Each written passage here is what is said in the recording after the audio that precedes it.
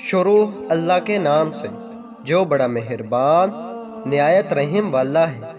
حوالات کی سلاخوں کے پیچھے سے میں اسے نماز پڑھتا دیکھ رہا تھا۔ وہ 25-26 سال کا خوبصورت نوجوان قتل کے مقدمہ میں 2 دن پہلے ہی یہاں لایا گیا تھا، جہاں سے چند دن بعد عدالتی کارروائی کے بعد اسے جیل منتقل کیا جانا تھا۔ اس کے خلاف کیس کافی مضبوط تھا، اس لیے گمان غالب تھا کہ 1-2 پیشیوں کے بعد ہی اسے سزائے موت سنا دی جائے گی۔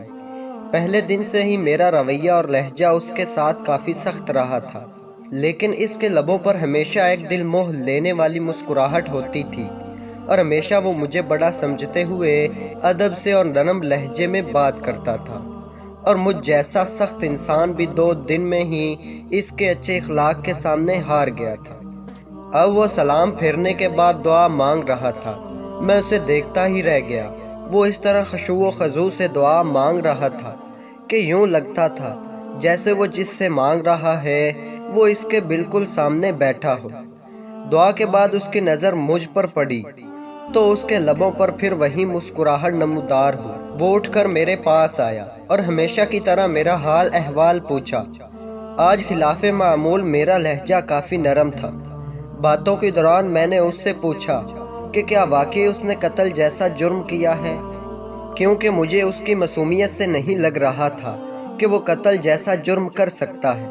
ایک انسان کا قتل پوری انسانیت کا قتل ہے، تو پھر میں ایسا گھناؤنا جرم کیسے کر سکتا ہوں؟ اس نے مسکراتے ہوئے جواب دیا۔ تو پھر میں نے سوالیہ نظروں سے اس کی طرف دیکھا۔ جب اللہ اس دنیا میں کسی کو اختیارات دیتا ہے تو اکثر لوگ بھول جاتے ہیں کہ یہ اختیارات اللہ کی طرف سے امانت ہیں۔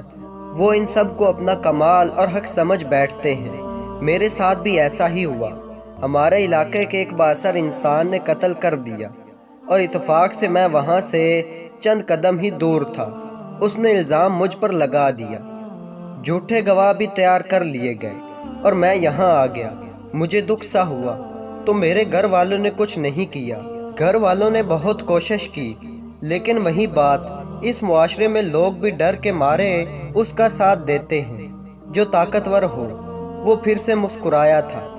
مجھے اس کے سکون کو دیکھ کر حیرت ہوئی۔ تمہیں ڈر نہیں لگتا؟ ہو سکتا ہے کچھ دنوں تک تمہیں موت کی سزا سنا دی جائے۔ انشاءاللہ مجھے کچھ نہیں ہوگا۔ میں نے اس کے آگے اپنی عرض رکھ دی ہے، جس کے سامنے بڑے سے بڑے بادشاہ کی بھی کوئی حیثیت نہیں۔ اس نے پر یقین لہجے میں جواب دیا۔ میں نے پھر سوالیہ نظروں میں اسے دیکھا۔ میں اپنے اللہ کی بات کر رہا ہوں۔ اسے میری بے گناہی کا علم ہے اور وہ مجھے کچھ نہیں ہونے دے گا۔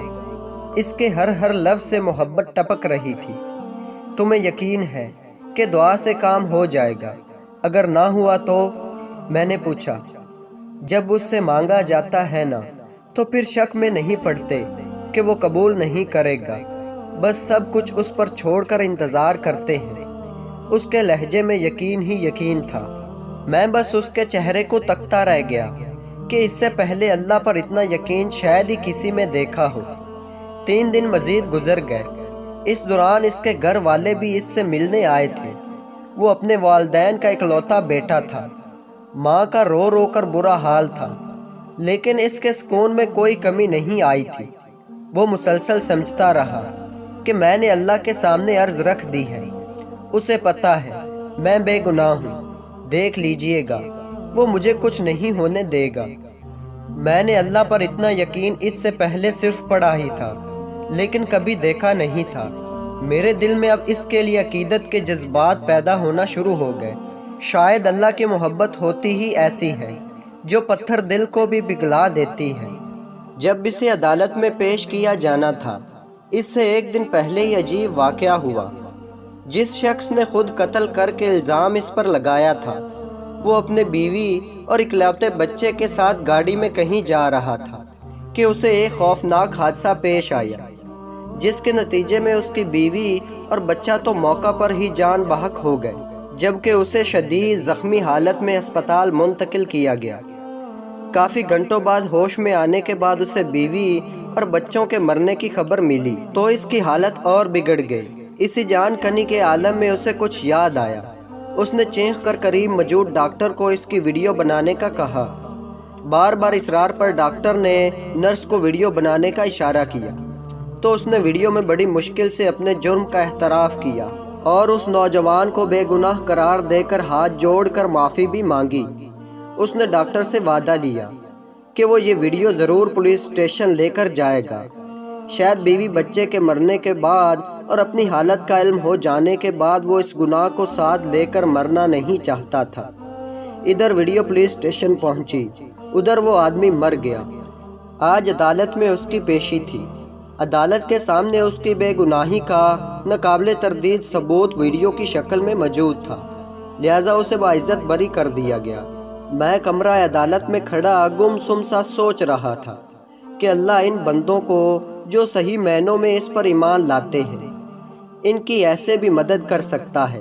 اس کی ہتھکڑیاں کھول دی گئی تھی، ماں روتے ہوئے اس سے لپٹ گئی تھی، باپ کی آنکھوں میں بھی آنسو تھے، آج اس کی آنکھوں میں بھی آنسو تھے، شاید اس وجہ سے کہ اللہ نے اسے ان حالات میں تنہا نہیں چھوڑا تھا اور اس طرح سے اس کی مدد کی تھی جس کا کسی کو وہم و گمان تک نہ تھا۔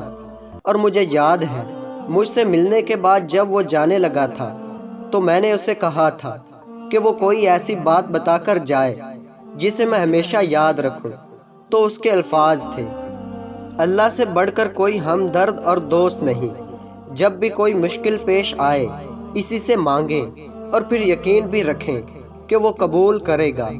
وہ محض کسی سوچ یا تصور کا نام تو ہے نہیں، بلکہ وہ تو ایک زندہ حقیقت ہے۔ وہ اس وقت بھی ہمارے ساتھ ہے، شاہ رگ سے بھی قریب ہے۔ وہ ہمیشہ دیکھتا رہتا ہے کہ مشکل میں ہمارا رد عمل کیا ہوگا، اور جو اس سے مانگ کر شک میں نہیں پڑتے، اللہ بھی انہیں کبھی تنہا نہیں چھوڑتا۔ ایسے طریقوں سے اس کی مدد کرتا ہے کہ عقل حیران رہ جاتی ہے۔